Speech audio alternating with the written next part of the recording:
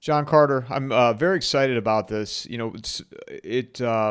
I was brought up. Your Substack was brought to my attention not that long ago, and people have come to me or messaged me, and they're like, "What's the solutions? What's the solutions? What's the solutions?" You're not providing any solutions. You know how people are. They get they get angry. Some of these listeners and subscribers, and in my opinion, you're at the front edge. You're at the front edge, and you seem to be. Your Substack is providing solutions for people. And if you don't mind, people that aren't familiar with your work, introducing yourself and your Substack and what it's all about. Yeah. So thanks a lot for having me on, Michael. I'm really happy to be here. So yeah, I go by John Carter. My Substack is Postcards from Barsoom, which is Edgar Rice Burroughs' name for Mars and his Princess of Mars series. Um, and man, like summarizing what my Substack is about is difficult because, as you've noticed, I tend to jump around topics quite a bit, and that's deliberate. I get bored easily. My readers get bored if I just talk about the same thing. Um, I suppose you could summarize it as sort of integrated cultural, political, philosophical sort of commentary, sort of experimental prose in a sense.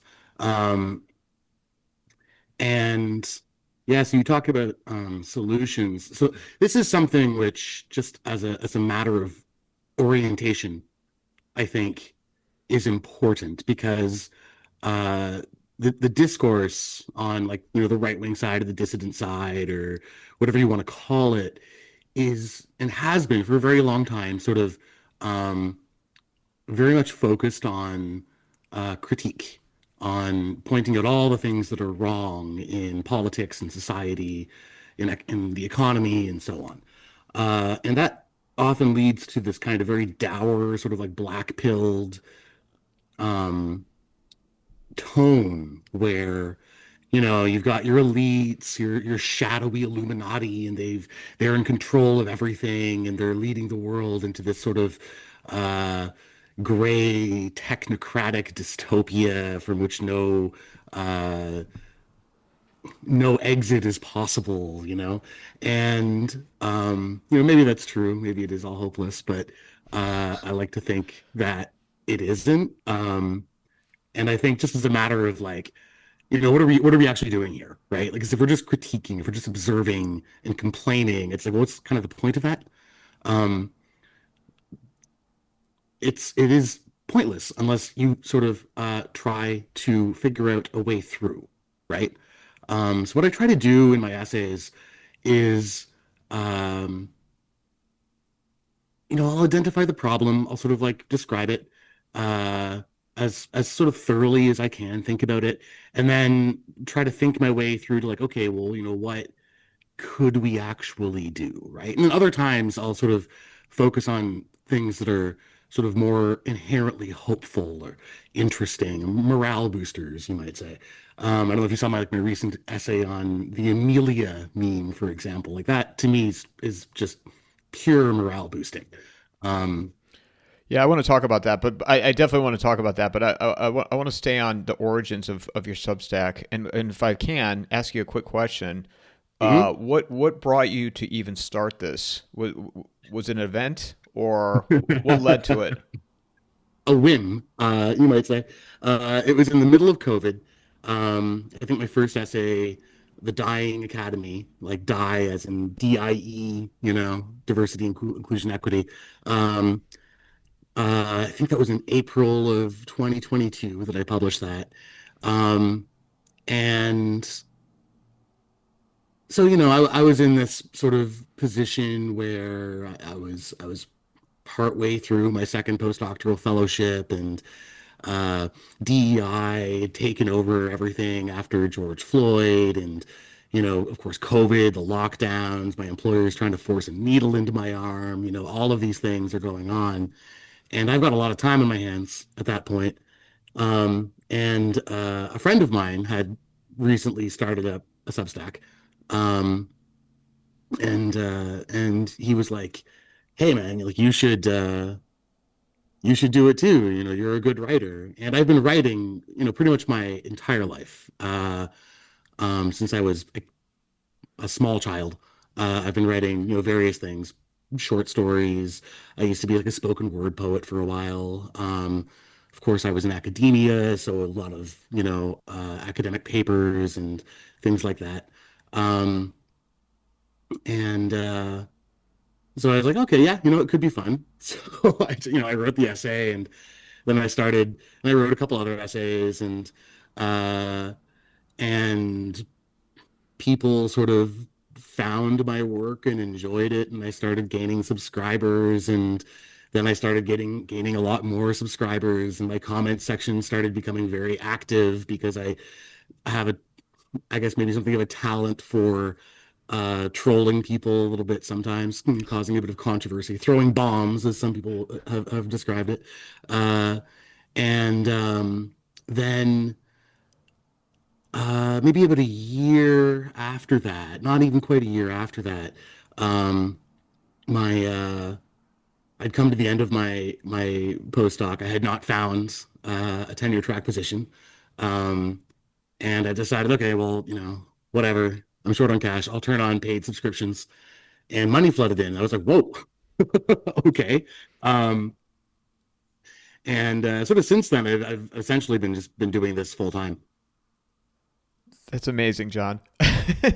when you when you wrote your first when you published your first article, it was called the Dying Academy. Yeah. So you're writing it, and you're getting ready to publish it, and how long before you started to get some traction and engagement? So I actually I was very lucky. I came in right at the same time that Substack started their recommendation system, and I started commenting in people's um, comment sections of, particularly of like uh, high follower, high subscriber accounts like Elgato Malo and Eugipius, and Chris Bray, who I think Chris Bray had also just started recently. And I guess Chris liked me, so he recommended me, and of course I recommended him. I think Chris is wonderful, by the way. If your readers have not read Chris Bray, they're missing out. He's a master of satirical prose. Um, and sort of thanks to that, the recommendation system, I got some subscribers from that, and I started picking up subscribers from the comment section. That was pretty much how I built my following initially. It was just as a reply guy, essentially. Um, and that's something that I still recommend smaller, newer readers to do. Uh, you don't go into someone's comments and be like, read my blog, because everyone ignores that, obviously, right? No one likes self-promotion. Um, what you do is, you read their blog. You actually, and you leave like um, a good comment, something which is interesting and, like relevant to the topic under discussion. And then if people see that, some of the people in the comment section will see that. Uh, and if they like it, they'll see, oh, this guy also writes his own blog. So they click through and maybe have a look at it, and maybe some of them will actually read something you wrote. And if they like it, maybe they subscribe, right? Um, and that turned out to be a pretty good strategy because um, if people are reading the comment sections already, like they're the kinds of readers who are going to comment in your comment section as well, uh, rather than the kind of like more passive, casual readers, which is the vast majority of them, of course. So then that sort of ended up providing a degree of social proof. Like I would start after a while, I was getting private messages from other Substackers being like, "Oh my God, like, how did you build such a huge following?" And it would turn out that their subscriber list was maybe actually larger than mine in many cases. But they would get 20 or 30 likes and 10 comments, and I would get like, 150 likes and 200 comments, which made it look like my readership was much, much larger than it really was at the time. Um, and this, I think, was because almost all of them had started out promoting their work on Twitter. Uh, this was before Musk, disabled preview links for X or on X for Substack. Uh, and so they would get readers coming over from X who would read it, but they wouldn't necessarily hit the like button. They wouldn't necessarily comment, right? Because they're engaging over on Twitter instead. Um, Whereas I was building directly on Substack. I didn't even have a Twitter when I first started out. It was only like maybe a year ago that my Twitter follower count um, grew beyond my Substack subscriber count, actually, which is pretty rare for most Substackers. Do you I gotta I don't follow you on X. I gotta add you. Um, but so when you started this, why do you think your audience grew so much? I mean, outside of the strategic behind it, but and this is my assumption here, so you correct me, but you were talking about things back then that you should not have been talking about, right? Oh, Like, sure. Yeah. I mean, one of the benefits of being an on is you have a certain freedom in what you can talk about and how you can talk about it. And I'm pretty uninhibited in my writing style. The kinds of metaphors I use sometimes will be pretty spicy. Um, and the things that I will talk about um, are, yeah, I mean, like, if I did them under my own name, I would absolutely get canceled for making references to, human biodiversity or, uh, um, you know, this is the sociodynamics of mixed sex groups in professional settings, like things that you're just not ever supposed to talk about. Um, so I think like people enjoy that actually, because there's a degree of frankness and directness there. And we live in a society right now where um, everything is a euphemism. We talk in circles around everything. Nothing can really be direct, and that becomes exhausting for a certain kind of person, at least. well, and I think that I imagine in your case, people, what you write about and what you talk about is people must reach out to you and say, God, they wish they could do that, and Yeah, it yeah, that happens. provides them a voice. You're the voice for what they want to say, and Yeah, it's really sad that we're in this kind of state where. I mean, I understand you have to have rules and parameters in life and in society, but the fact that you cannot, there's just certain things you are not allowed to say, you're not allowed to speak about, and if you do, you will get crushed by, the media or the woke mob or on and on and on. No, I absolutely get, especially like when I write about academia, which is one of the topics that I come back to periodically. I will sometimes get emails or DMs from people who are um, or describe themselves to be professors in deep inside the institutions, and they're like, "Yeah, you nailed it. Like this is exactly correct. I wish I could talk about this." Myself in public, but they can't for a lot of reasons. Uh, yeah. Um, that's one of the many frustrations of the current situation that we all the euphemisms, all the words that have been drained of specific meaning, like things like liberal, like what does that mean, right? Like, you know, or conservative, or like even these words have been like their definitions have been so sort of denatured over time that they've become like sort of content free words, and so much of the discourse is full of this kind of thing, and it makes clear thought very difficult.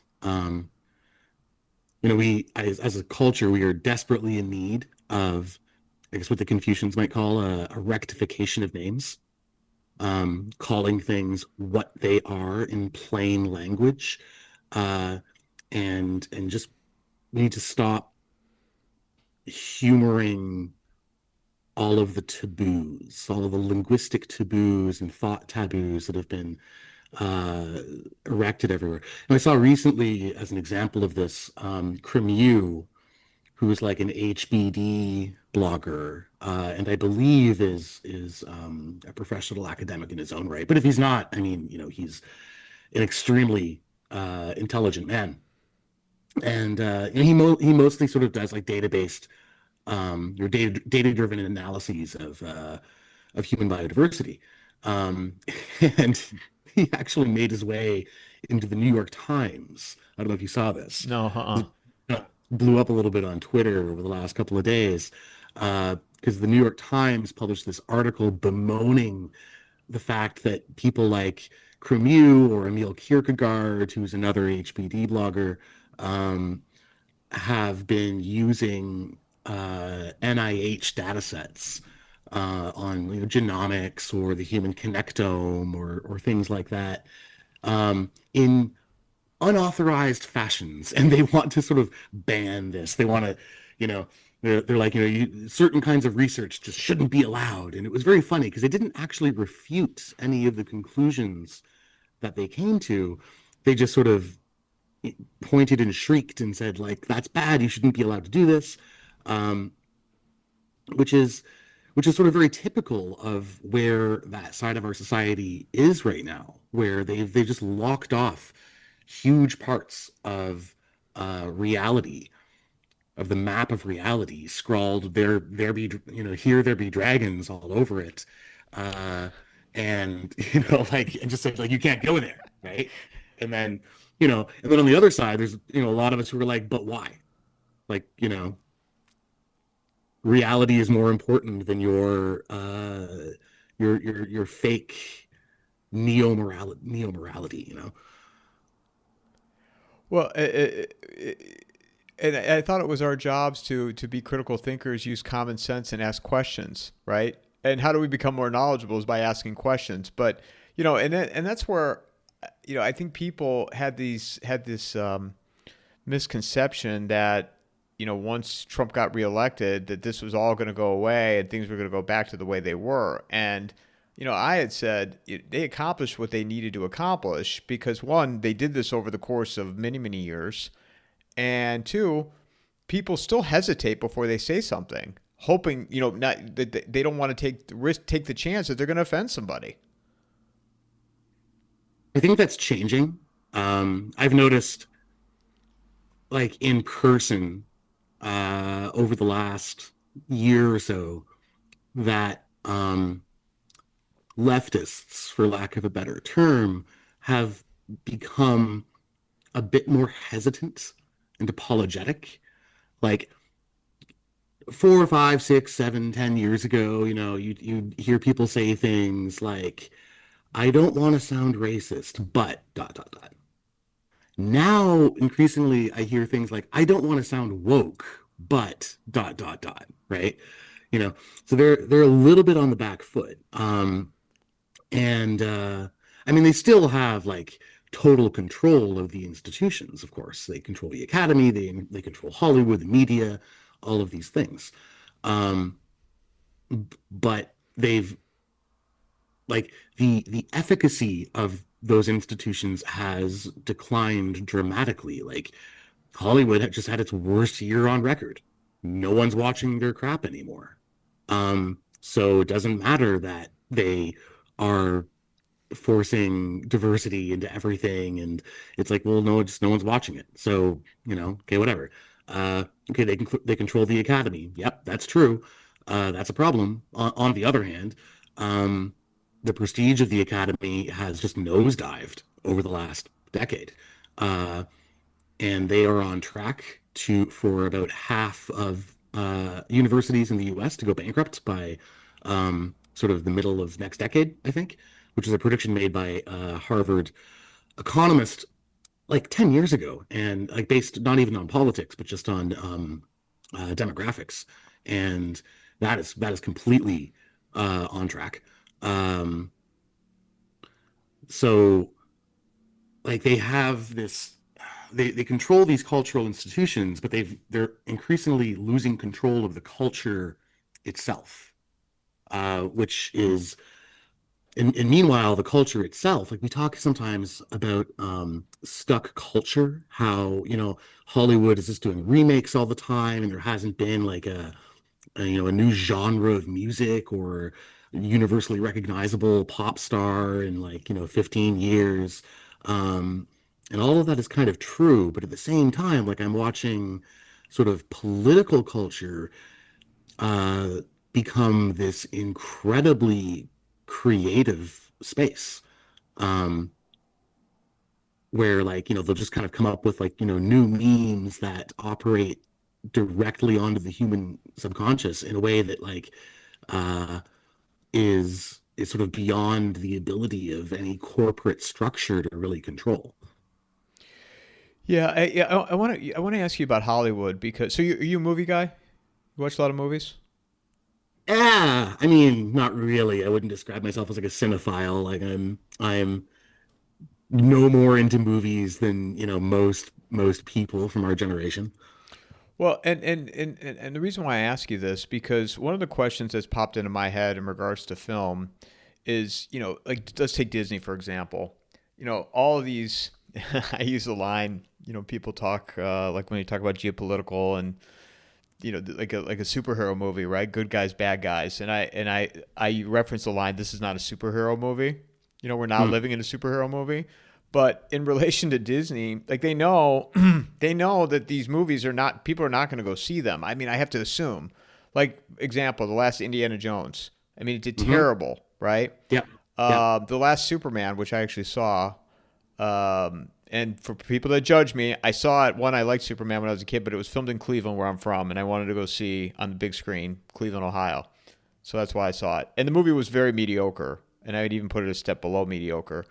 But they know, they keep pushing these bad films. And I have to believe in the world we're in now, there's a lot of writers, there's a lot more creative people. Why do they keep doing this in your view? So, part of it is uh there's a lot of factors contributing. So, you had all the ESG stuff that kind of funded them to do this and sort of pushed them to do this, punished them if they didn't do this. Uh, that led to the writing rooms filling up with writers kind of chosen more for their diversity than for their ability. Uh, and of course, like those kinds of people are sort of predisposed to be very ideologically committed to gay race communism. And that's like a religion for them. So they're not going to give it up just because their stuff isn't selling. Uh, Another factor that's kind of specific to Hollywood is that the production timeline for most movies is like 2 to 3 years long. Uh, so it's 2026 now. Um, 2 to 3 years ago was sort of like peak woke. Uh, so everything that entered the pipeline back then was going to be that stuff, right?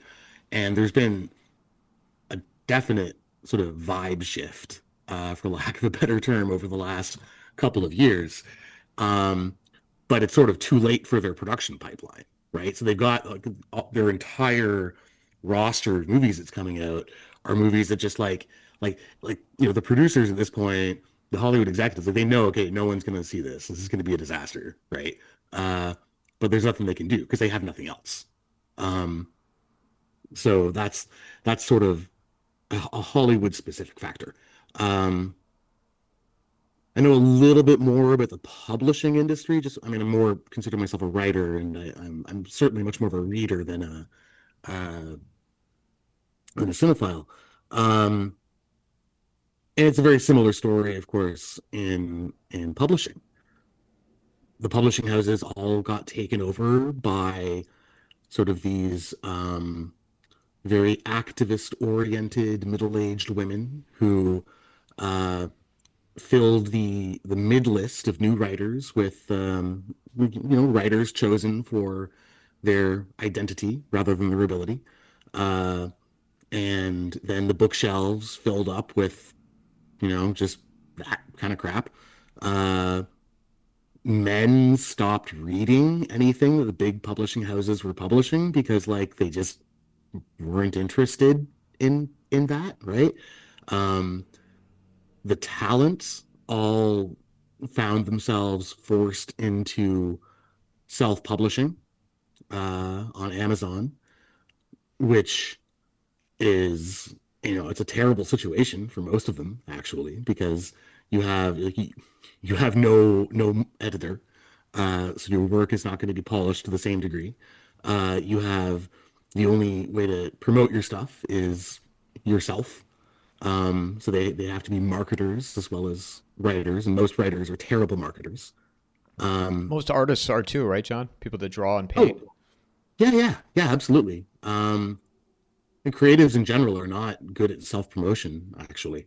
It feels I had kind a of weird. cousin. I had not to interrupt you, but I had a cousin. I mean, she's still an artist, and she was very quiet, very reserved, very introverted, and lived up on the East Coast, and would put her artwork, put it out in the summer, and it was you put money in the bucket or in a box. You pay what you think it's worth. This is Oh probably no. 15 years ago, 10 or 15 years Yeah. ago, but just the idea of promoting on social media, whatnot. I mean, I'm sure this day she doesn't do any of that. Yeah, it feels unclean. I totally get it. It feels unclean to me too. I have to kind of like, you know, force myself to sort of promote and even like, I have like on my Twitter, there's a pinned thread on my profile of various essays that I've written, and it's like it's like a small selection of what I've actually written because I can't bring myself to do it every single time. Um, but and then the other factor for writers who are self-publishers is that they're trying to rise above the noise, right? Because like everything gets self-published. It's even worse now with AI and Amazon filling up with AI slop, um, and getting noticed against all of that cacophony of other material is very, very difficult, especially because the overwhelming majority of it is garbage. Um, it's what editors call the slush pile, effectively. And time was the editor would editors would like wade through the slush pile, find a few diamonds in the rough, polish them up, and like that's what was presented to the actual reader. So you only saw the good stuff. And now you see, you know, all the crap, and you have to wade through the crap yourself. And a lot of readers are just kind of like, can't be bothered. So then like the readership declines overall. It's a terrible situation. Uh, and it would be really nice if the big publishers would sort of correct for that and start doing their job again. But the problem is all of the key positions are held by these sort of very ideologically motivated people, and they're not going anywhere, and they're not going to give up because for them it's a religion. And you would say the majority of them are women in these positions, or I mean, women in general seem to be particularly susceptible to this stuff. We've seen the same thing in academia, where the sort of the loudest voices tend to be the younger female professors. Um, I mean, there's a reason that we call it the longhouse, right? I don't know if you've come across that term before. say it again, John, if you don't mind. The longhouse. Long house. Yes. Explain that to me. So this is Explain to me like I'm five, John. sure. So this was a concept that a guy who goes by Bronze Age Pervert came up with in his book Bronze Age Mindset um, several years ago, and he pointed out that a, the sort of primordial social structure that you see in like sort of small agrarian tribes is this village longhouse, this kind of communal structure that you don't have There's no privacy in it. You're constantly under surveillance by everyone in the community. Um, and that means you're kind of being watched by the den mothers uh, who's the busybodies, the gossips whose job it is to enforce the nomos of the tribe, the social mores and such, um, and the old men.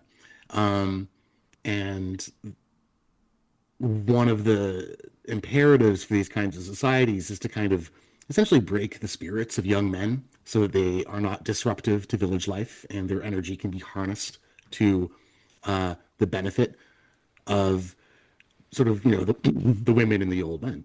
Um, and this BAP sort of indicated is a very stable social structure on its own. Like once it's established, it's very difficult to break out of it. Uh, but it also tends to squelch any possibility of higher development because all of that tends to come from the irrepressible energy of of young men who want to make a name for themselves, to be great in some way, whether that means military or artistic uh, or scientific endeavors. Um, like it's the genius archetype that tends to drive human progress. Um, and if you look at the genius archetype as a personality type, it isn't just high intelligence. It's also a sort of lack of concern with social mores, with convention. Uh, you don't, the geniuses tend to not be terribly bothered if everyone is angry at them because they're like, whatever, I'm right and you're all wrong. It frequently amuses them to get people wound up, right?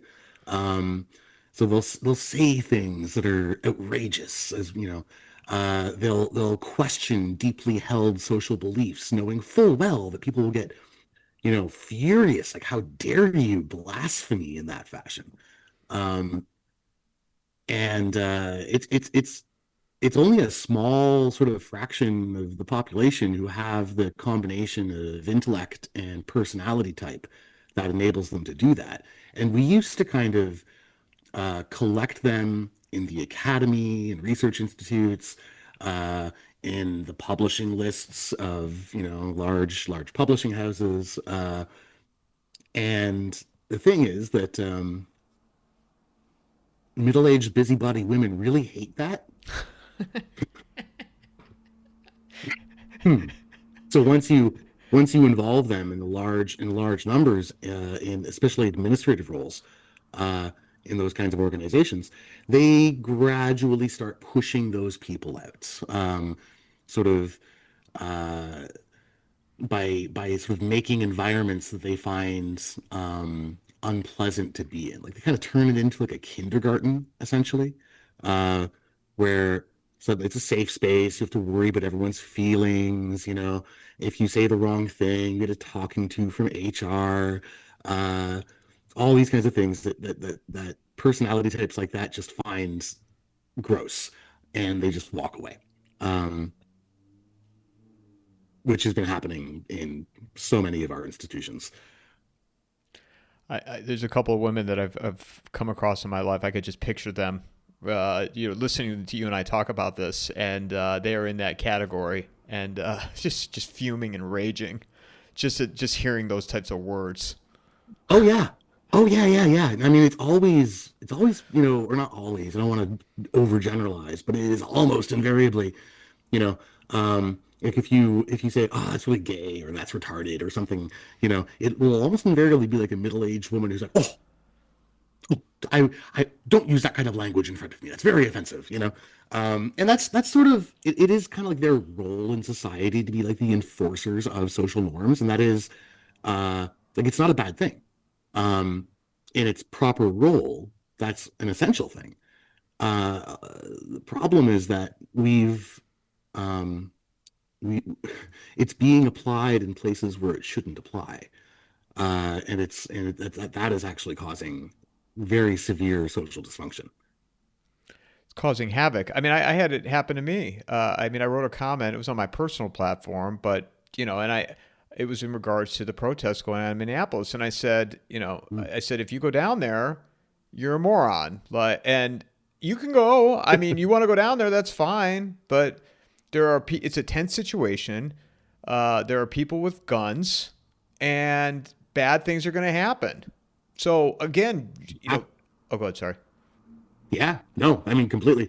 Okay, so you said it was that was a dumb thing to do, and then some woke school showed up, and you're Oh, I got deep. Uh, I miss you. I miss the old caring, loving Michael. When is he going to come back? This person just unfollowed you. I'm like, I don't give part of my so language. Part of my language, it John. was I don't give a fuck. Like, it was yeah, it was that's a classic concern troll. I'm very worried about the direction that you're going in. I just feel like you're going to alienate people, and maybe you should think a little bit more carefully about how people might react to the things that you say. I feel like you would be more effective if you did that, and I'm just really worried about you. There was a there was a study I that came to my attention recently that I found kind of very interesting in this regard, where they showed male and female subjects. It's like a brain imaging study, like fMRI or something, and they were showing male and female subjects uh, scenes of people playing a game. And in some cases, the experimenters would deliver punitive electric shocks to players who followed the rules. And in other cases, they would deliver the shocks to players who broke the rules. And in the first case,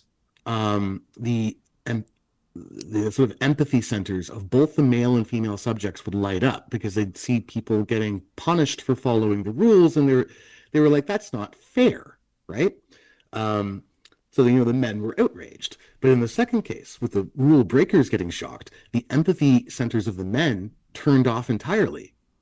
The male sort of reaction was good, getting what they deserve.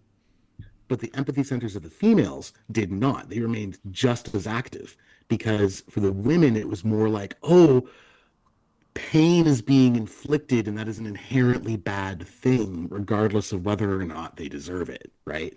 Um, and I found that very sort of interesting in the context of like, a judiciary that has an increasing participation by women, and uh, and a lot of them, especially if they have sort of more liberal uh, political leanings, although not always. You get some conservative female justices who are just as bad with this, uh, who are extraordinarily lenient um, with criminals. Like you'll have the famous example from September when Irina Zarutska was butchered on the train by like a 50-time loser, like this like black schizophrenic, just absolute waste of society, who turned out had like been like repeatedly just like released onto the street, like, oh, he needs social programs, he needs care, and a lot of guys see someone like that and they're like, the answer to that mad dog is to shoot it. We don't really care why he's a mad dog. We don't really care about fixing the mad dog. Like, just like he's a menace to society, kill it. Whereas women like sort of see it as like a baby, And then the result of that, of course, is this beautiful young Ukrainian woman is now dead. Um, and but that's not like an isolated case. Like this has happened again and again and again. Um, and is I think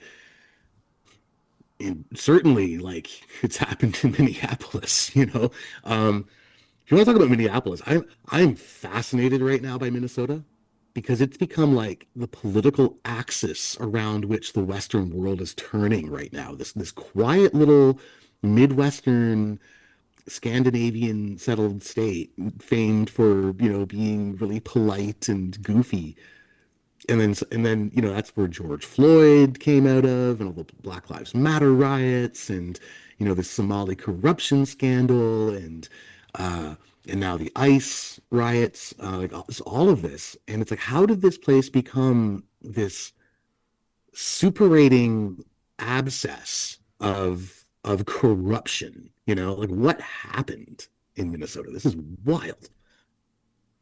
Well, and the timing of it, I always question when things, when these things, when they release these things, or the timing, Hmm.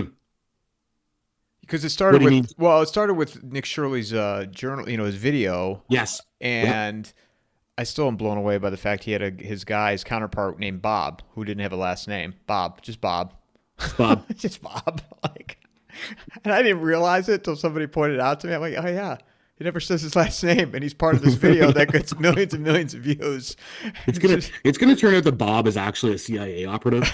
And I've seen people suggest that, like, yeah, the timing of the Nick Shirley thing was very interesting. Like that may well have been like, um, the security state had, like, Doge, thanks to Doge, maybe knew full well what was going on in Minnesota, but they didn't want to, like, release that through, like, official channels. Instead, they kind of like pursued a viral marketing strategy, if you will, by having this young, charismatic YouTuber kind of go out there as though he's doing this himself. Um, and then that generated way more public attention on this than would have been generated otherwise. Like if Trump had have just, like, given a press conference, like, then I don't think it would have had the same impact, frankly. And then, like, once that political impact was made, then they had the excuse to, okay, now, this is going to be like a focus for ICE. Uh, I think it's very possible that they knew full well that this was not going to be acceptable to the state elites, and it was going to, like, kind of draw them into a confrontation. So the entire thing may well have been uh, sort of planned to kind of unfold this way. Um, I don't know. I mean, I don't know for sure. But I don't know. It seems like a media strategy to me.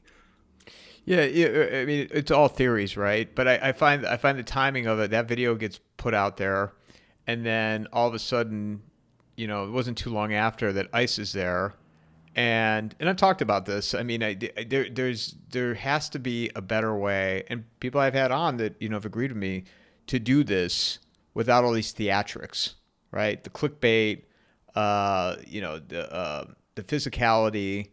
If you want to do mass deportations, there has to be a better way. And Well, I mean, the thing is, if you ICE is operating in practically every state, I think, including in, blue states. And the only state which is having this level of attention on it is quite specifically Minnesota. Everywhere else, they're just operating quietly in the background. They're not making headlines because the state and municipal governments are cooperating. So ICE just shows up at the jails, picks up the illegals, deports them. No muss, no fuss. Minnesota, they've chosen to sort of make a big show of resisting this. Um, uh, you know, Possibly to try to spark off a color revolution as a Hail Mary pass. Um, because, of course, this all comes down to electoral power. Uh, the Democrat plan was, bring in tens of millions of these people, give them all citizenship. Even before they get citizenship, they get counted in the census, which means, if you settle them in sanctuary states, blue states, now you get more congressional seats. Because you've gerrymandered everything, like those are all going to be Democrat congressmen, congresswomen. Uh, but if you send them all home, then they don't get those extra congressional seats. Uh, and downstream, they don't get all of those extra voters, like once they give them, like, a mass amnesty. Um, so that hurts them very badly politically. And then, of course, when you have, like, the self-licking ice cream cone of corruption where they are feeding tens of billions of dollars to their client groups through various social programs, who then, agree that they will, A, vote on block for the Democrats, but also B, provide generous kickbacks to Democrat campaigns. Like, all of that becomes a way of essentially, using taxpayer support to to turn your states into one-party states. Um, and ultimately to turn the country into a one-party state. So, I mean, Elon Musk has talked about this for a couple of years now. He's pointed out that, like, the Democrat plan is essentially to turn the U.S. into a one-party state, where the Democrats just can't ever be taken out of office. Uh,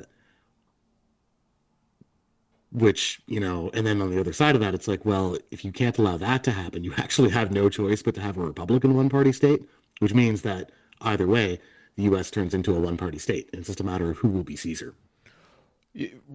Exactly. And but also with that is, and somebody brought this to my attention, I was not aware of it.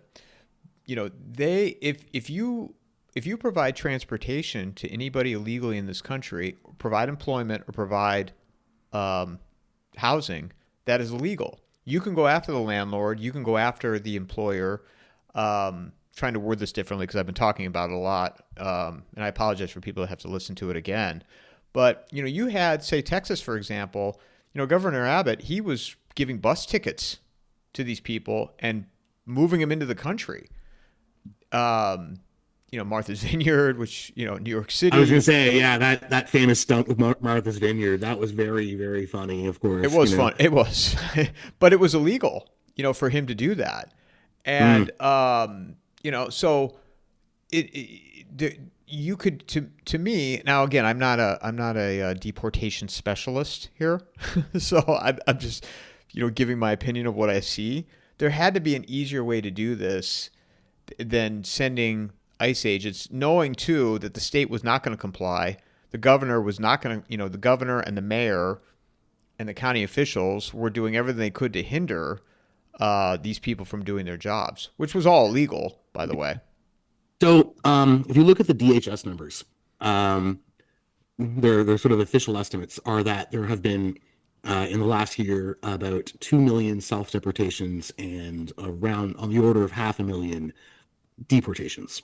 Like, the I think a lot of what ICE is doing actually has to be seen as a media strategy in itself. I mean, basically everything is symbolism now. Everything is semiotics, right? Because everything is recorded, everything has, viral potential, so, you arrest someone, it gets captured on camera, millions of eyeballs see it. Okay, well, that becomes a tool you can use. What effect does that have on the millions of eyeballs who see it, right? Um, so if people who are in the United States illegally uh, are seeing masked, armed men showing up at houses and workplaces to detain and deport people who are in the country illegally, like, in some cases, some of the worst of them getting sent to, like, El Salvador, like, which is not a happy, not a happy fate. This is, you see that and you're like, well, I don't want that to happen to me. Screw this, I'm going to get out, right? So you're essentially doing this to, like, scare scare the illegals out of the country, which, and then if on top of that, when it comes to remigration, like, there has been a lot of thought that's been put into, like, how can you do that effectively? And of course, there are all sorts of sort of non-violent things you can do, like restricting access to social support of various kinds. Like, no, you don't get welfare. No, you don't get free housing. No, you don't get any of these handouts. Making it impossible for them to work, making it impossible for them to, like, to rent a place to live, for example. Like, you make the regulatory environment extremely unfriendly and very difficult to navigate without being able to demonstrate citizenship or valid residency. Um, and people start going home. Um, and like probably most, I think as remigration picks up across the Western world over the next, decade or so, and I think it will. I think it's mostly going to be accomplished uh, using those kinds of methods.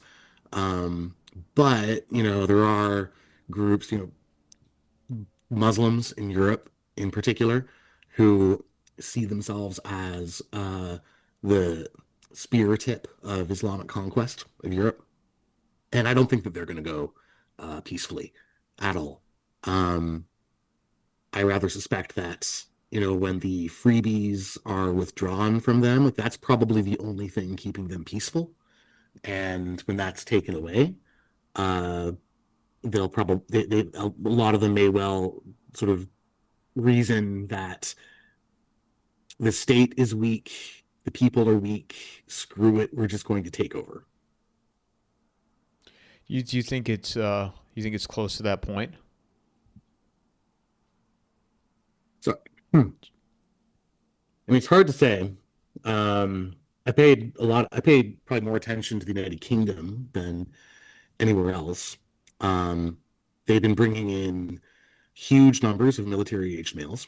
The um, state security services are turning a blind eye to weapons caches in the mosques. Um, how well armed they are, we don't know. How well organized they are, we don't know. Um, but the government is certainly sort of giving them, like, there are effectively Islamic no-go zones uh, in the United Kingdom, like places where um, you just like basically it's like Sharia it applies there for all intents and purposes. Where the police don't go in without first consulting with community leaders. Effectively they've ceded sovereignty. Um, and that whether that turns into full-on violent civil war the way David Betts has been predicting, I don't know. But I do suspect that if you have, like in the next election, if reform wins, for example, or which looks very likely at the moment, and if they did like sort of take robust administrative actions to start remigrating people, I think like those Islamic communities would probably react very badly to that. You talking about United Kingdom and I want to go back to Minneapolis just for a second and just the state of things in the world we live in terms of the digital world, because I was talking to a friend of mine actually that recommended your Substack to me.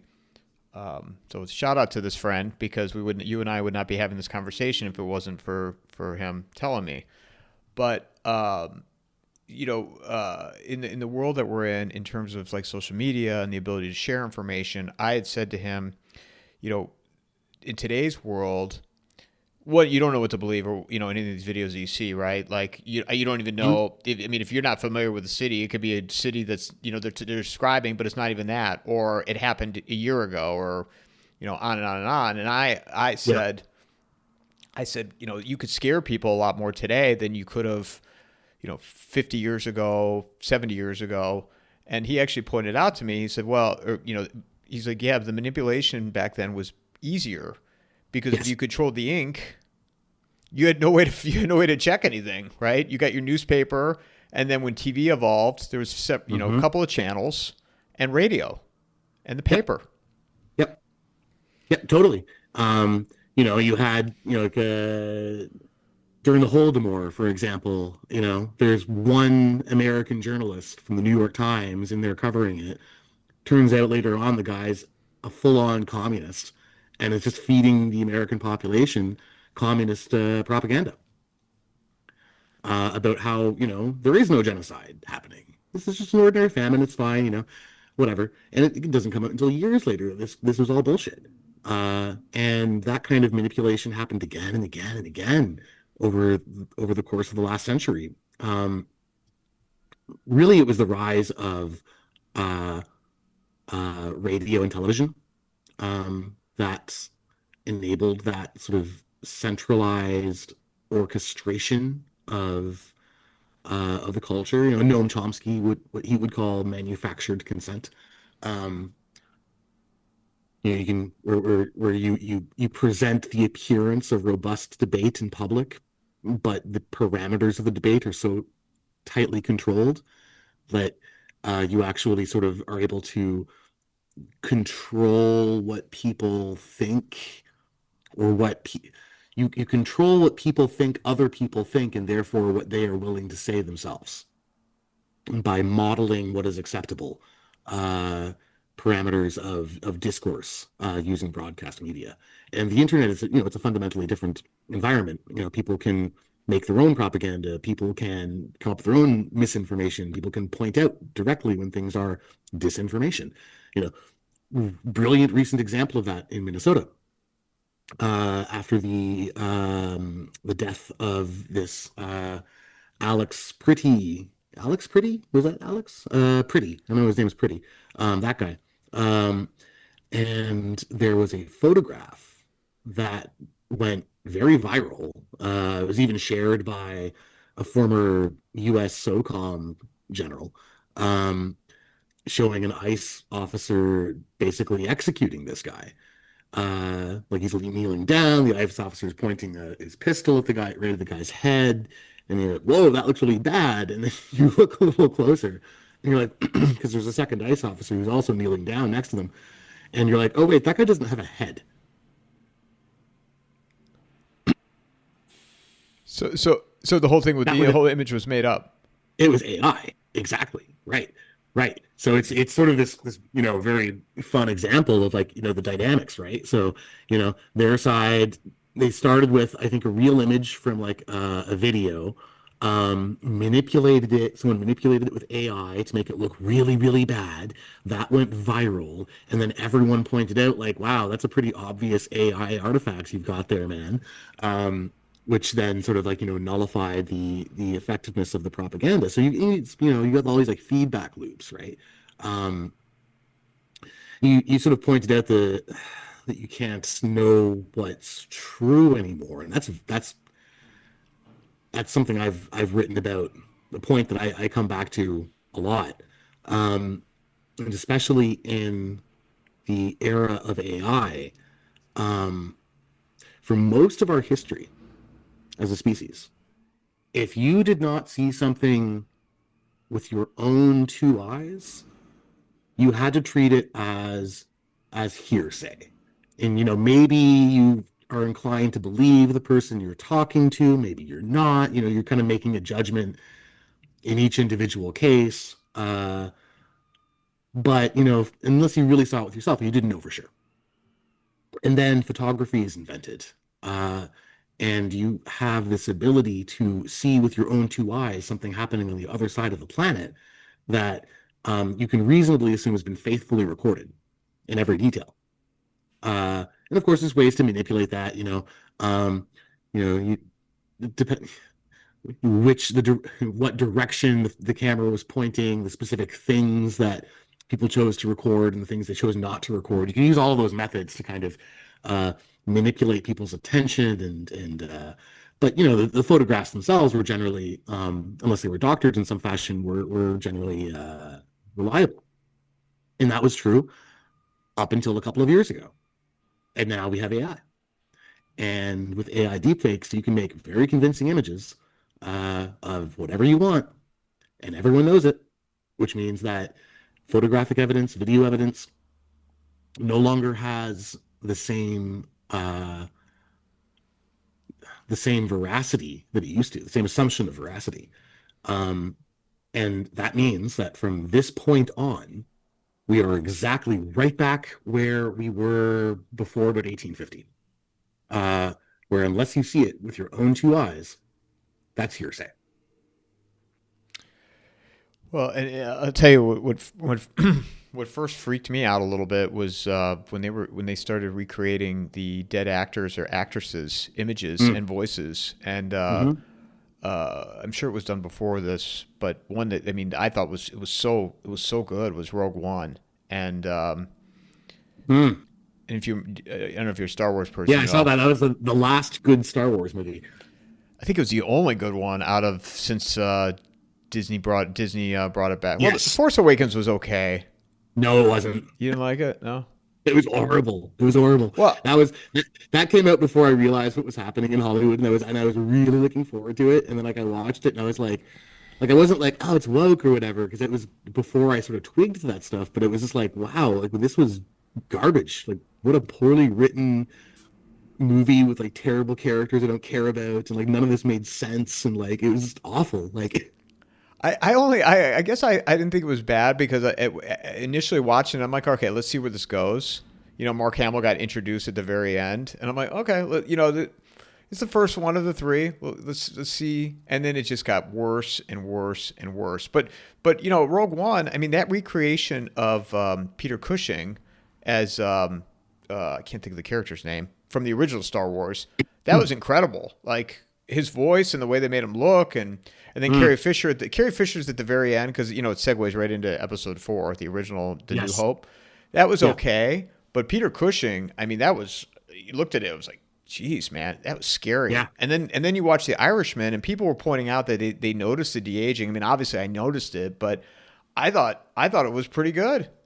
Mm-hmm, mm-hmm. Yeah, no, it's just going to get better. I know a lot of people are very worried about AI deepfakes as propaganda.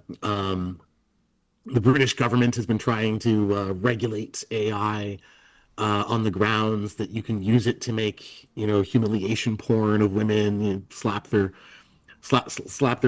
face on whatever video.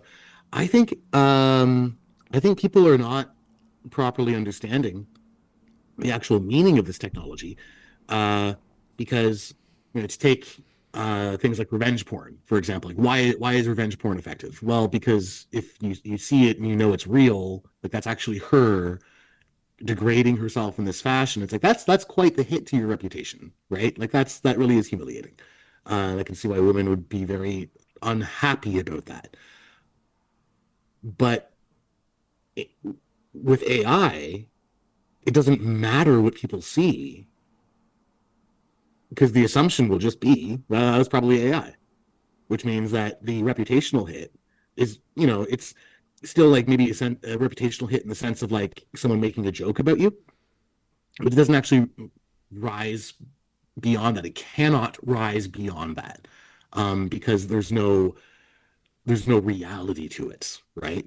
Uh, and similarly with cancel culture, like one of the things that drove one of the things that enabled cancel culture was that everyone had this digital record of things that they had said lying around on the internet, and journalists could go digging through your social media and find some comment that you made 10 years before that was fine 10 years ago, but like crosses a line now, and use that to attack your reputation. But in the era of AI, the assumption becomes, well, that was probably just AI. So that means we're actually all kind of liberated from our digital trails in that sense. Not and I think we should embrace it personally and just be like, all right, everything that you see on the internet is presumptively fictitious, uh, and it has to be treated as this fundamentally unreal space. Um, and that then provides a certain degree of insulation between your direct personal life and what is happening online. Well, and so the benefit of it is with AI and the memes, coming back to memes. I mean, Mm. my God, during the 24 election, unbelievable. Like the memes that were coming around. I mean, Peanut. I still can't get over that Peanut. Peanut the Peanut. squirrel. Yeah, do you remember that one? Oh, that. Oh, yeah, yeah, yeah, yeah. Of course. And Yeah. then Fred the raccoon, he died too. Hmm. Yeah. Peanut. Yes. There were so many memes. Peanut found out about the Clintons, and so the Clintons took him out. That was one of them. I mean, that it just showed how much the game had changed. And then classic. One of the funnier ones was after Trump got he won. He's at work in the drive-through, or no, he was coming to the drive-through, and Kamala Harris was handing him the French fries. She was working the drive-through. Yes. Yes. Yes. So, but I want since we're on the subject of memes, I want to talk about it now. I want to let's talk about Amelia, and Sure. because you know that article that you wrote, and I encourage, and obviously I'll put the links for it, but that article you wrote was amazing.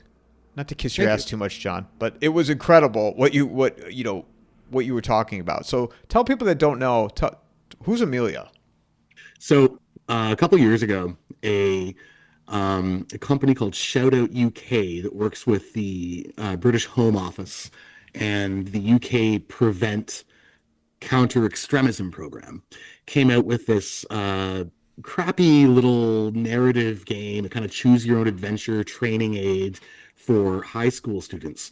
Uh, and it's done with just the worst possible flat style corporate Memphis artwork that you can imagine because it's that stuff is cheap to work with basically.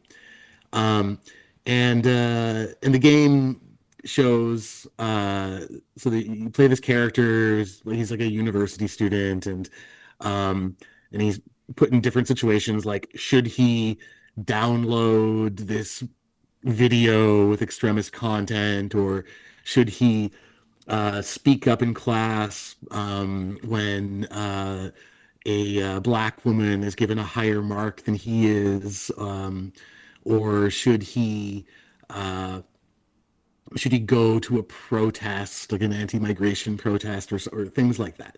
And then if he makes the wrong decisions at the end, he gets referred to the Prevent program and sort of brought in for re-education, um, so that he can have support when he's having ideological thoughts. The Orwellian phrasing in this game is incredible. Um, so the game itself is obviously just garbage. Anyone who's been in a corporate type environment in the last several years has probably had to endure something like this as like mandatory HR training, right? But for some reason, the people who made this game, Pathway, the name of the game is Pathways, by the way, they thought it would be a great idea to have this antagonist character who is luring the viewpoint character down the wrong path by encouraging him to say racist things, or um, by inviting him to the racist group chat on Discord, or by encouraging him to go to the protest or whatever. And this character is Amelia. Amelia is a purple-haired goth girl who, her appearance for the last 10, 15 years would have been associated with uh, a very left-wing, sort of gender-bending, pronoun-having kind of female. But this Amelia is not those things. She's this like nationalist, racist goth girl. Choke collar, wearing a choke collar. With a choker, which is actually very transcoded because it hides the Adam's apple, which it makes it even funnier.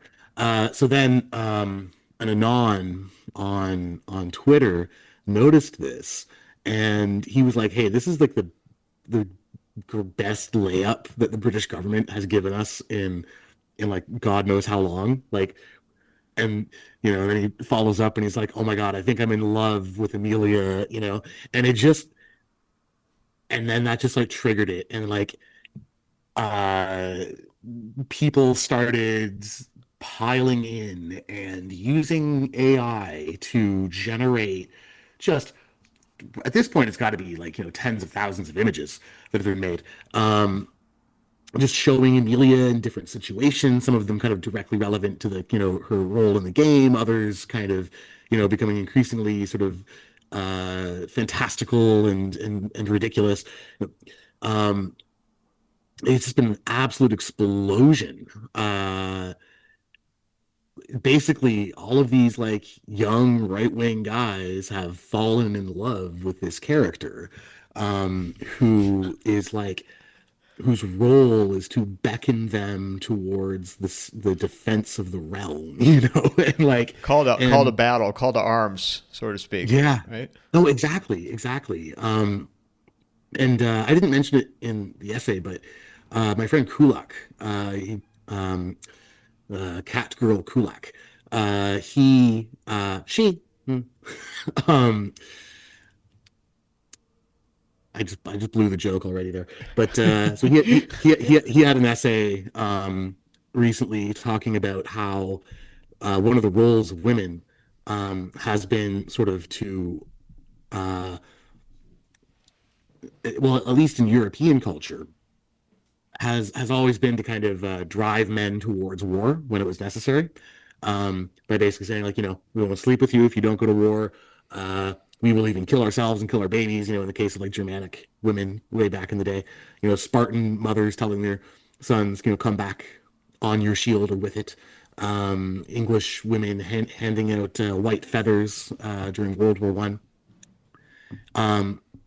And But in our contemporary situation, those natural signals are drowned out by all of these artificial signals of left-wing women in the media being like, "Don't defend your country, don't be racist, don't be xenophobic. We'll never sleep with you if you're like that," and so on. And of course, then that has real-world effects because women pick up on that and they think that's what women are supposed to say, so they say that in real life, and then men hear all of this, and then that sort of uh, interrupts the natural signals that they would otherwise be getting from their tribe telling them don't let these invaders in your country, drive them out, right?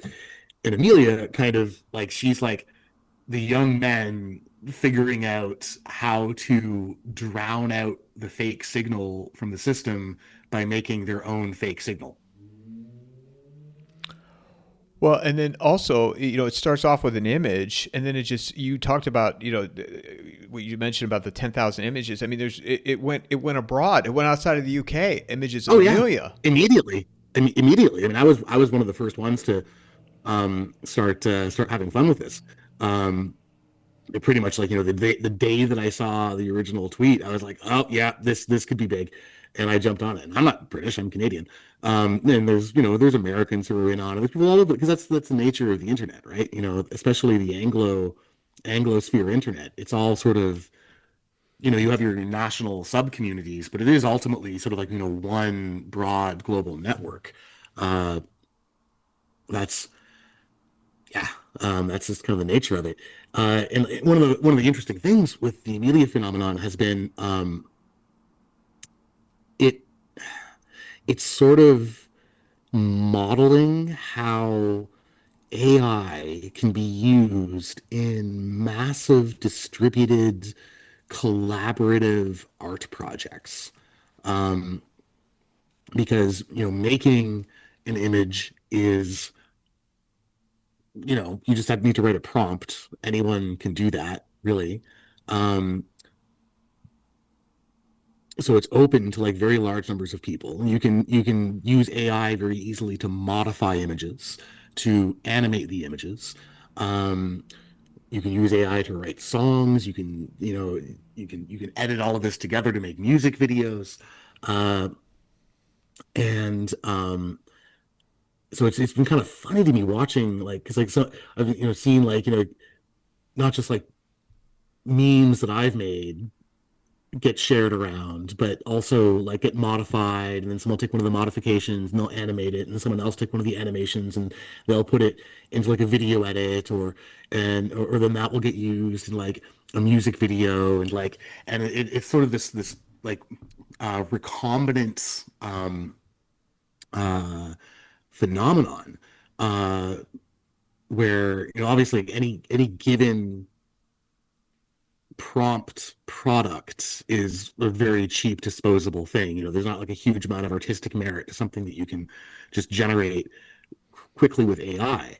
But then when you sort of distribute that creativity across a very large number of people, and they're all sort of like collaborating in the same direction, mediating their collaboration through these AI tools. Like it starts to become like a sort of, it's like this like new art form which is sort of emerging, which I find interesting, very interesting in its own right. Well, also, with that is it just goes to show you too, in my opinion, you don't know what's going to take off, what's going to go viral, what's not going to go viral, No, right? And some things they just get traction and then they'd explode. But in the case with Amelia as well, I mean, I don't know if it was in your article or I saw it somewhere else. Iran, right? Amelia made her way to Iran, and wasn't she one with the cigarette burning, that was setting? the other way around. That was the other way around. So this was sort of my fault actually. So that the Iran stuff was kicking off right around the same time that the Amelia meme was seeded, and so those images of Persian women using the Ayatollah's photograph to light their cigarettes, those were going viral all over the place, and I was like, damn, that's a really striking image actually. So I just made a couple images of Amelia using a burning picture of Keir Starmer or a burning progress flag to light her cigarette. Um, and then, people shared those around. And then, I saw other people uh, making their own Amelias in the same kind of pose. Like that became like a characteristic Amelia thing. Uh, and then as a result of that, it became canon that Amelia smokes. So like now it's just like all these like images of Amelia smoking cigarettes all over the place, which is pretty funny. Um, uh, yeah, that was a case of like the Persians inspired that. It was not the other way around. But they happened right next to each other, so I could totally see how you would be like, whoa, like this inspired the Persians. So it would have been funny if that was true, actually. Uh, but yeah, I mean, what she's it's always difficult to know if these things are going to have staying power. Like, maybe like a month from now, like everyone's forgotten about the character entirely. Uh, but periodically, every once in a while, there's one of these sort of very archetypal characters will sort of bubble up somehow and resonate with the zeitgeist, with the collective consciousness online, and then sort of get instantiated inside. I call it the mimetic pantheon. This kind of roster of characters that you see again and again and again. Like Pepe the Frog, Wojak, Giga Chad, the Nordic Gamer, or sometimes called the Yes Chad. Um, and there's a few others. And what I find interesting about them is that, like, first of all, like none of them are created to fill that role exactly. Like they're all kind of found somewhere. Like Pepe came out of some crappy little web comic. I think Giga Chad started out as just like a couple of photographs of this like Turkish guy, and people were like, "Whoa, that's the most high teen man we've ever seen," and then kind of went from there. Um, and but then like they start to take on this very archetypal these archetypal roles, like kind of filling out the archetypal space uh, inside like the human, um, that sort of collective unconsciousness that Jung sort of mapped out, which is essentially what the gods are. It's what like the planetary powers in astrology are. They all kind of are these like specific archetypes that fulfill sort of certain roles, right? And it kind of seems like these archetypes are sort of emerging kind of one by one, um, as the history of the internet unfolds, kind of the same way the gods emerged way back in the mists of time. Um, with Amelia potentially being sort of like the most recent of that. And certainly I think like by far like the rapidity with which she emerged has just been shocking, right? Which of course that was driven by the availability of AI tools to make all of these images. Because you didn't have to have any artistic skill at all, whereas previously you had to at least be able to sort of trace things on MS Paint or know how to use Photoshop or something. Uh, but now you can generate so many of them, and so many people can get involved, which means that these characters can get fleshed out, can develop very, very, very rapidly. Um, which also like kind of seems like a significant moment to me because I don't think Amelia is going to be the last one to sort of like spawn like a fandom cult out of nowhere like this that then takes on like a political valence. Uh, and like just in a lot like since I published that essay, um, Elon Musk has retweeted one of them. There's like some a couple other million follower accounts have gotten in on it. The Guardian published an article about it, which of course the Guardian is like, oh my God, this is terrible. The Metro UK published an article sort of bemoaning this. The radio or television network LBC had a bit on it, kind of complaining about this phenomenon. Like they're very unhappy about this development. Well, and also though too is well, first two things. One, I don't remember where I saw this, but they were referencing the character from Blade Runner 2049, Ryan Gosling's Yes, virtual girlfriend. yes, Which I actually I was when I was reading about Amelia, I was like, God, this character she reminds me of that character yes, from that yes, movie. yes. And like and there was an anon Drumka Kunli, who's a great account. Everyone should follow him. And yeah, he made that connection almost immediately. Uh, Hi, you look lonely. Would you like to join my right-wing extremist group? Well, the other thing though that you talked about in your article was the fact that Amelia is not your standard right alt right person, right? She's got Right. purple Yes. hair. She's got I've referred to as a choke collar, but a choker. Hmm. And stop trying to put people in a certain box because Yes. this is what Yes. made me think of this, John, because it was like stop trying to put people in a box because that's like what boomers would do. Now, not all boomers. Before I get hate on this, because I get attacked by them when I comment, but you're trying to put people into a box and put them into a narrative, and you know that needs to stop. Hmm. Yeah. Um,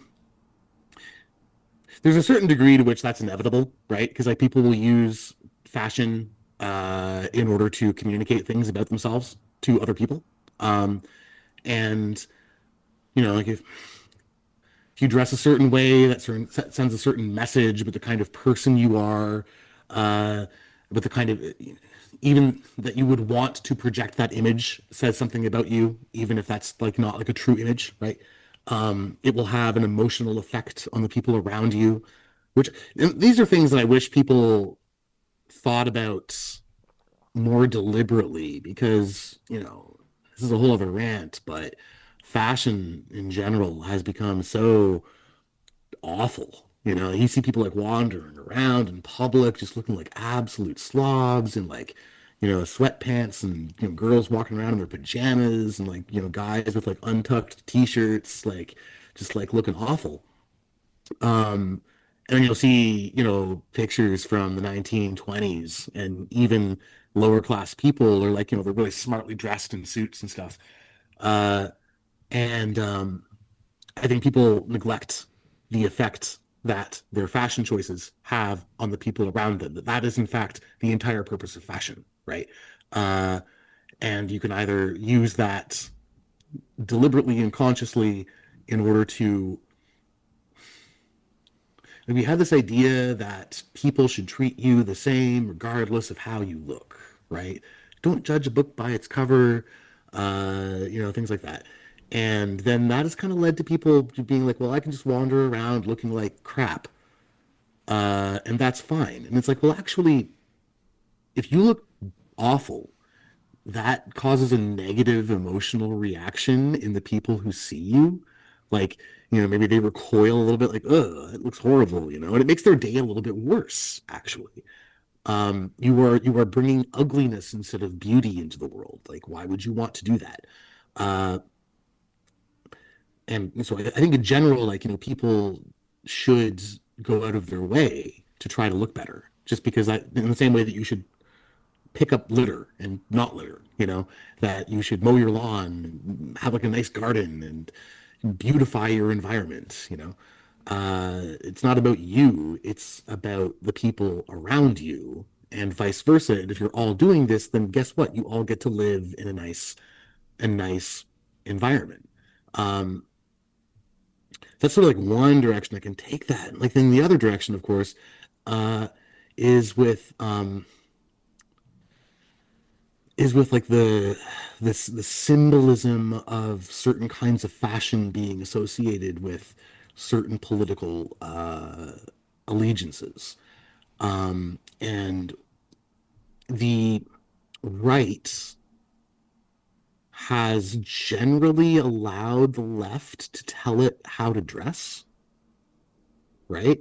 So like uh if you see someone in like a country club suit, you're like, oh, okay, he probably believes in like low tax rates and the free market and has a copy of Ayn Rand on his bookshelf. He's a country club Republican. He's just a libertarian, you understand? And if you see a guy who's like, very sort of like working class chud, sort of, blue jeans and like, Peterbilt cap or something like that, you're like, oh, okay, that's like a flyover, like Trump voter. Um, and if you see someone dressed in a very sort of like striking alt fashion, you're like, oh, well, they're definitely a Democrat. Well, wait, why does the right allow the left, first of all, to tell it how to dress, and second, to take all the nice clothes for itself? Like, we can do that too, actually. And if you look not that much, not even that deep in history, like if you just look at like, an example I always like to use is like 19th century military uniforms, or 18th century aristocratic dress, or like the almost any previous period in European history for that matter. Clothing was very colorful. It was vivid. Like it flattered the form. Um, it captured attention, and it was specifically the the sort of traditionalist uh, um, pillars of society types who did that, right? Like the military, the clergy, like they dressed deliberately in a way to draw attention to themselves and show themselves off. And now those sectors of society have a tendency to kind of hide, actually, to be as visually uninteresting as possible. So, Amelia is then kind of interesting because it's like, well, no, like you can actually like be an alt girl, like, this kind of purple haired goth girl, art ho type, right? And still have right wing beliefs, actually.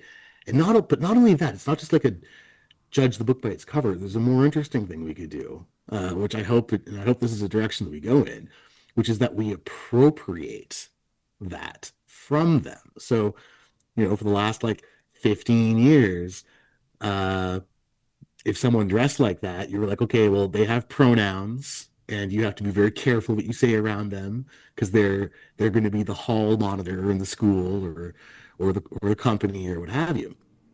It just became associated. It's like so deeply associated with that. Um, if you start meaning really hard an incredibly racist, nationalistic young woman with this fashion, it very well could actually drive them away from that, the same way that the OK sign, like that was like a joke on 4chan in like 2016, that OK means white power because the three fingers are a W, and the circle of the thumb and forefinger make the circle of the P. And that was a joke. That was never true. But then it became true because the left was like, oh my God, the OK sign means white power, and they started punishing people for wearing for using the OK sign. There was like some Mexican trucker, I think, who was like cracking his knuckles, and someone thought it was an OK sign. He like lost his job. Like it got pretty crazy. So we could do the same thing with the purple hair. We could have it look like, in a year's time from now, the other side doesn't dare use that color of hair, or maybe even color their hair at all, because it's now been associated with Amelia. And now it's our thing. Incredible. I want to ask you one more thing. You talk about this in your writing in terms of specifically young white males. How to best navigate if they decide to go through academia or how do young white males best navigate the world and their careers professionally, whether they go academia or not. Um, People push that I don't provide solutions. I don't have people on provide solutions. You're doing that. So would you mind kind of describing what you've wrote about, what you've written about? Yeah. So, man, I mean, I've written about that a lot. Ad Advice is hard because every situation is so different. Uh, Broadly, I would say don't do it yourself. You're not doing it yourself. You can't do it yourself. Don't even try. What you should try to do is uh, make associations with particularly other young men, strong friendships where you can actually help it out. Form fraternities, form cults, form gangs, not necessarily in the criminal sense, but um, mutual aid networks where you can help each other out, boost each other, promote each other. That's the first thing. Second thing, you don't need the institutions as much as they need you.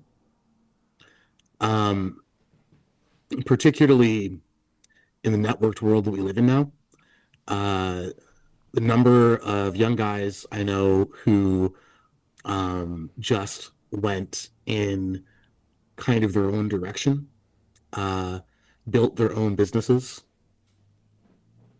and have been very successful doing that.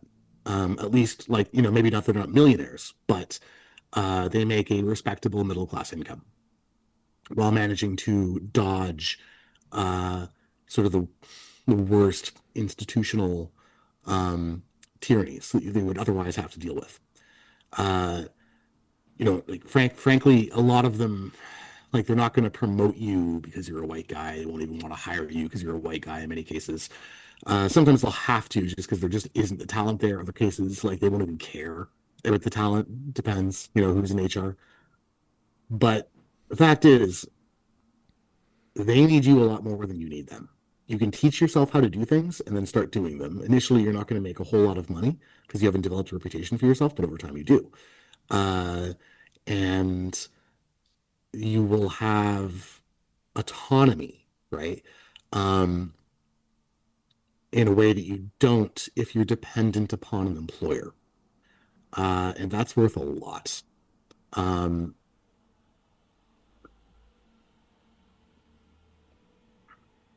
Again, then there's always going to be exceptions, right? Like if you're drawn towards the military, well, like you kind of have to join the military. Like there's not a way to do that on your own. Um, but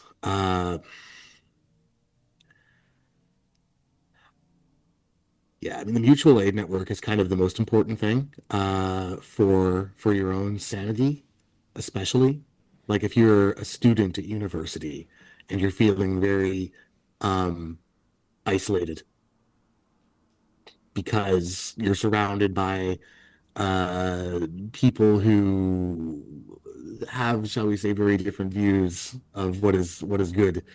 Um, Try to figure out who the other guys are that agree with you, make friends with them, like make like a little gang, so provide each other that support. And like not like I don't mean support in the sense of like sitting around complaining to each other. Go out and do stuff, pull pranks, tweak their noses, like be active in what you do, right? Like this is like, you've got the energy to do that, use it. uh because at the end of the day, here's the thing. um when you are looking at a social order which is dominated by frightened old men and neurotic women, and you have all the young men on your side, you've got all the energy, you've got all the drive. If you just add the moral force to that, there's nothing they can really do to stop you. Like you will win in the end. Do you believe the systems can still be salvaged based upon what you've written about and what, we've spent the last 90 minutes plus talking? I go back and forth. If you take like academia, I mean, the um the personnel are so deeply intertwined with just terrible politics that I mean, you'd have to like replace like a lot of people. And at that point, it's like that's kind of the same thing as just like burning the institution down, right? Um, they certainly won't save themselves because they are so ideologically committed that like anything that could reverse institutional decline would violate their ideology, and therefore they will not do it. Um, so I mean, you would have to have an external shock. That's why, like in my digital Choreos essay, I don't know if you read that one. That was like the response to the the very viral Lost Generation essay about the impact of DEI on young white men in prestige professions that came out about a month ago. Um, I sort of laid out a way that you could use class action lawsuits uh, suing these institutions for systematic discrimination against white men um, in order to deliberately loot them of all of their liquid and even illiquid capital. You basically drive them to bankruptcy and take all of their money. Um, and then you could take that money and use it to start new institutions. Maybe even, like so as an example, this is going to sound maybe a bit ridiculous, but you could essentially do like a hostile takeover of Harvard where you find them like you don't just like take their entire endowment, but you raise the fine high enough that you also fine them that they have to sell their real estate and their intellectual property and their trademark. And at that point, you own everything. And you're just like, okay, well, now we're just going to open Harvard and we're going to use the same trademark, the same brand, the same buildings, but we're just going to replace all of the people. And it's like so it's like a new institution essentially now, because you replace the personnel. Um, but for externally, it's the same institution actually because you're using the same brand and everything. You're wearing it like a skin suit. Whether that will happen, I mean, who knows? Probably not. The most probable sort of highest entropy uh, outcome is just sort of steady decline of these institutions. Their cash flow gets cut off because there are just fewer kids around to go to universities, for example, because the birth rate's been so low. So that's going to squeeze them. And then the government is, less and less interested in funding them, so that squeezes them. And if you have a market correction like that hits their endowments, their investments, um, and then they sort of shrink and shrink and shrink, and the less financially viable ones go bankrupt, and their buildings end up abandoned. Um, I've also written about, Trump. If he wanted to, he could go full Henry VIII and go after them the way Henry VIII dissolved the monasteries. Literally just, again, take all of their stuff and then distribute it to his followers to do with as they will. Which, and people like, some people are really angry at Henry VIII still for doing that. Catholics especially, they're like, oh, the cultural damage was incalculable, and this is true. On the other hand, um, that freed up a huge amount of real estate in the United Kingdom, uh, and injected a very large amount of money into the economy, which then sort of like laid the basis for a lot of the economic dynamism there that followed. So there's a lot of possibilities there. Um,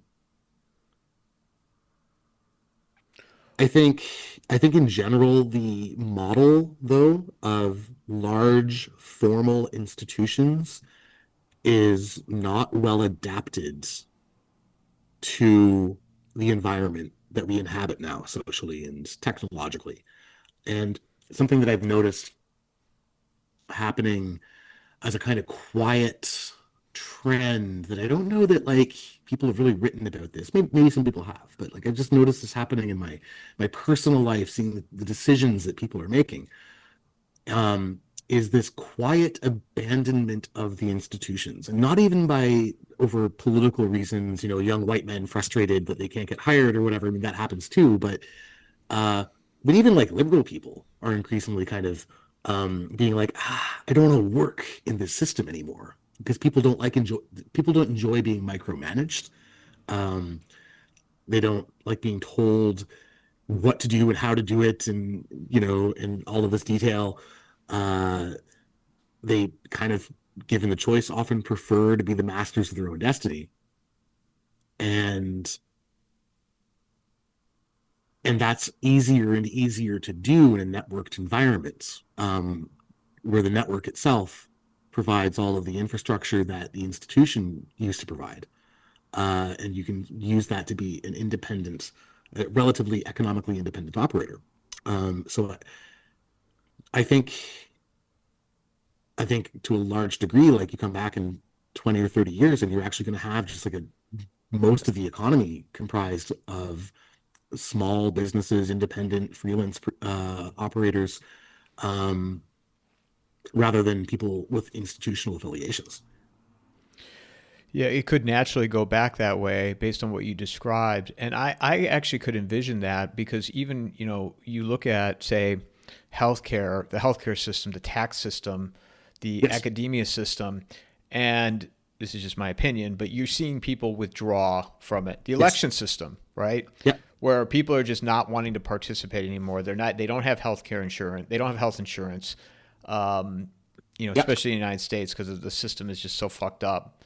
The tax system. People are, I can't even imagine how many people are not paying their taxes or just slowly withdrawing, right? Yeah. I don't have any proof Yeah. of it, Yeah. No, obviously, but totally. That's so.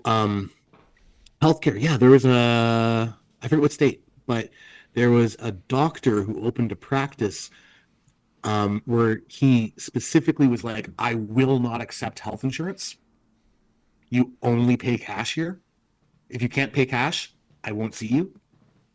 But he offered rates that were way below what the local hospital was offering, um, which of course were set by the insurance companies. And he actually ended up like basically forcing that hospital to lower their rates as well because everyone was going to him because like people were just like, well, if I can just pay cash and it's cheaper, I'd rather do that, you know.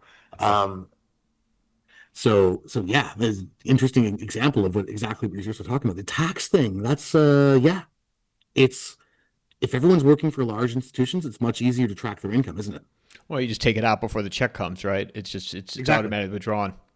Yeah, yeah. But if people are like working for themselves, like it becomes much more difficult, especially once you throw cryptocurrency and such into it. There's no reason that you have to get paid in US dollars, so like you can get paid cash, you can get paid, over the blockchain. Exactly. Um, Well, and the system is the IRS doesn't even understand the system.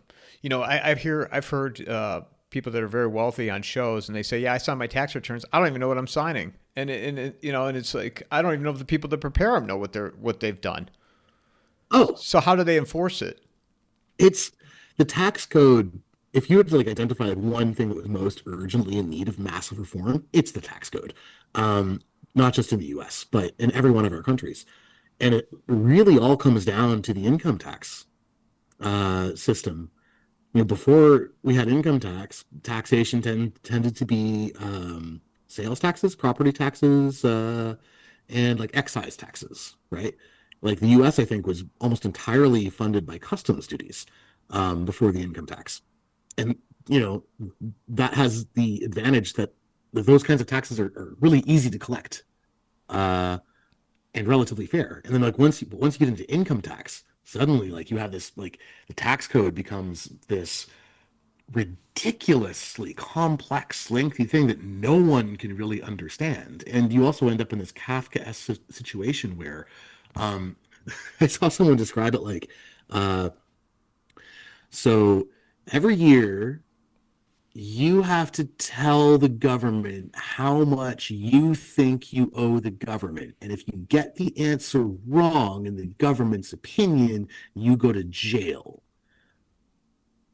But but the government doesn't necessarily know what the right answer is themselves, and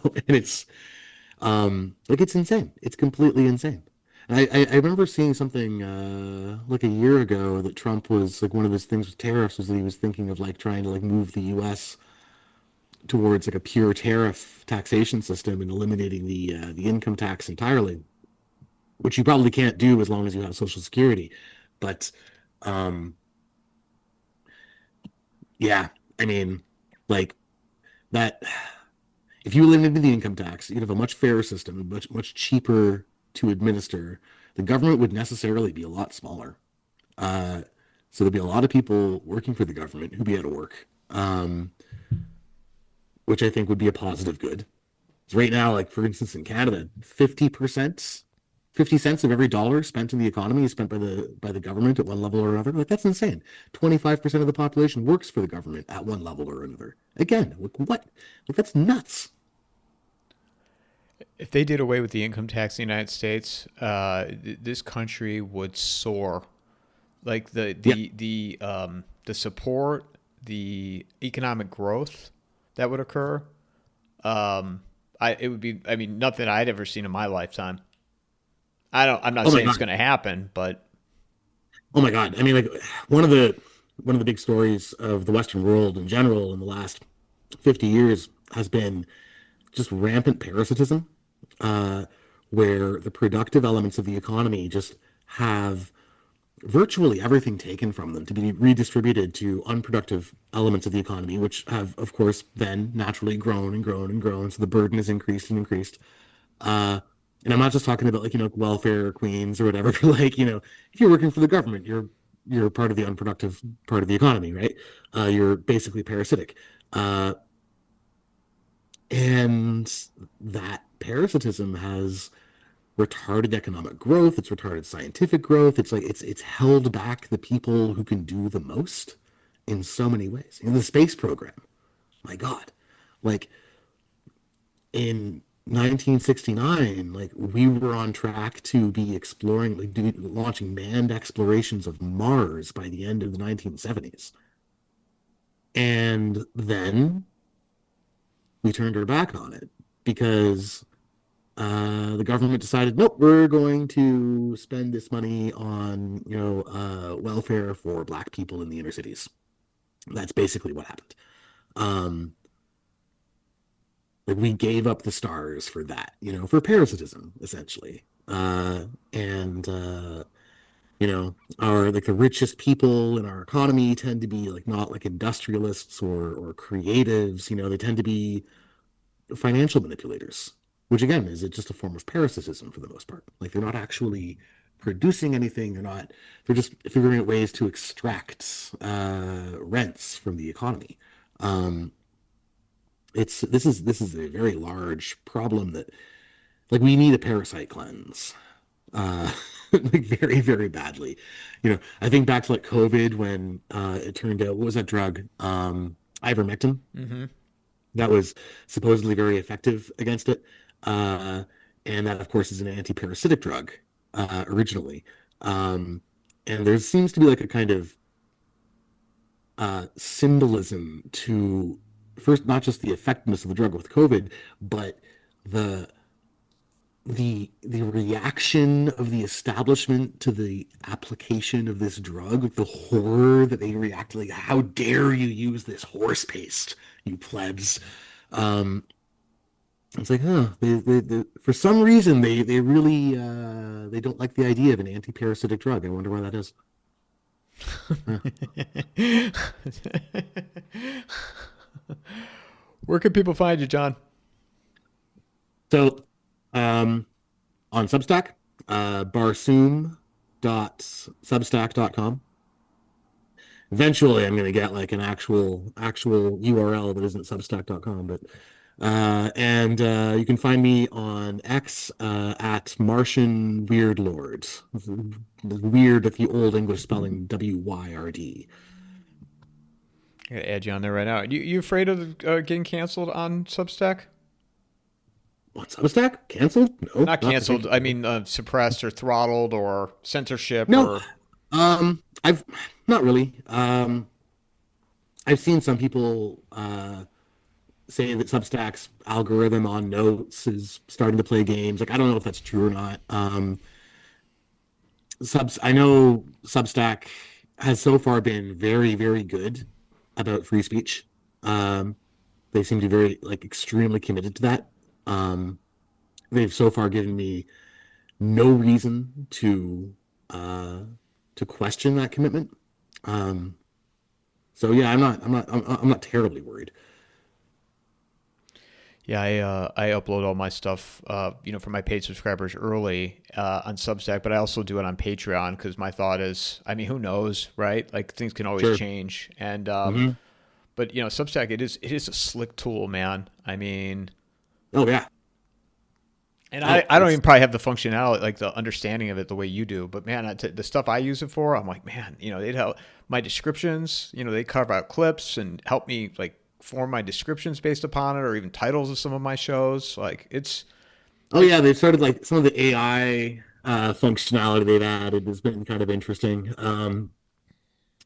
I don't do video or audio really at all on Substack. I'm just a writer. Uh, not just a writer, just a writer, just a measly writer with 20,000 plus subscribers. it's a yeah, it's a reasonable following that that I've managed to amass over the last few years. Now when I meet people at meetups, they sometimes they're like, "Oh, wow, okay, like I've never met a famous person before." I'm like, "I'm famous now? What?" Like, Jesus, okay. It doesn't believe me, it doesn't feel that way. Um, but yeah, I mean, generally, I find Substack to be a pretty good tool. There are things that I kind of wish that they would, focus on more than others. Formatting in comments and letting people put pictures in comments like that would be nice. That would be nice. I would like that more than notes, to be honest. I think notes was maybe a bit of a mistake on their part, actually. But at the end of the day, like when you are a creative, you're on the platforms they make. You don't have much control over that. They're going to do what they're going to do. So you just kind of work with that, right? Within the constraints of it. It's one of the constraints on creativity. Yeah, you play in their sandbox, and coming back full circle to what we talked about is in terms of the system as well. My view is you work within the system the best that you can, and people they want to hear solutions. They don't like the answers of the solutions sometimes that are provided, but you Mm. work within the system and the local level the best that you can. Because yeah, we can talk about Venezuela. We could talk about the Middle East and this, but that stuff's going to happen regardless of what you and I say. But Hmm. what you do have is in control of your local environment, your local community, the path that you choose. That's what you do have control of, and you work within the system the best that you can. Yeah, yeah, absolutely. I mean, that's a kind of stoic approach to things, right? Like there's the conditions of the world that you're in that you have effectively no control over. So there's not much sense in getting emotionally distraught over things that you can't do anything about. All you can do about them is choose how you will react to them, or how you will use them towards your own ends. Um, I've seen a lot of people getting very angry about the things Trump is doing, for example, like in the European rights, being like, "Oh, he's making it so hard for us," because I look at that and I'm like, "Okay, well, you can't do anything about Trump. Actually, he's going to do what he's going to do. Uh, all you can do is keep moving towards your own goals. And okay, so a new thing happens in the world, a new condition is created. Okay, how do you use that?" Right? Like that's kind of the you have to keep that orientation in order to like maintain your balance. And certainly like when it comes to like, you know, like having re retaining a certain focus on the immediate conditions in your own personal life is also very, very important. Because yeah, you can't do anything about Venezuela. You can't do anything about what's happening in Iran. You can't do anything about the Ukrainian war. It just those things are what they are. Um, yeah. John, I enjoyed this conversation. I encourage people to go to his Substack, support what he's doing. He's a fantastic writer, putting out good information, and everybody should support his work because he puts a lot of time in and a lot of links and does. One last thing I want to say. You do a very good job of sharing the wealth in terms of recognizing other people's work in your Hmm. articles, which I think is fantastic that you do that. So please, everybody, feel free to not feel free, but to, subscribe, contribute financially to what he's doing. And John, we got to do this again. Yeah. Thank you for coming on. Thank you so much for having me on, Michael. It's been a really fun conversation. Mic drop.